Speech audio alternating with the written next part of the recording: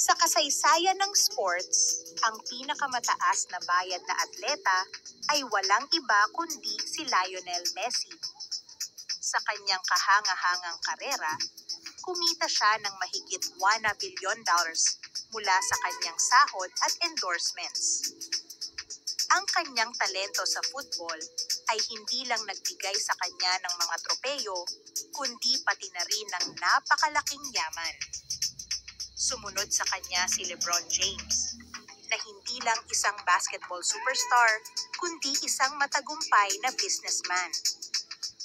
Ang kanyang kita mula sa NBA at mga sponsorship ay umaabot din sa bilyon.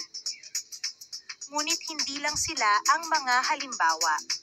Si Tiger Woods, na nagrevolusyon sa golf, ay kumita ng higit 1.5 billion sa akin-anay sa kanyang karera.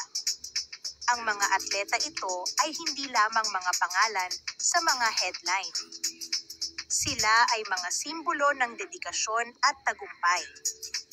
Sa huli, ang kanilang mga kwento ay nagpapatunay na ang pagsusumikap at talento ay nagbubukas ng pinto sa hindi kapanipaniwalang oportunidad.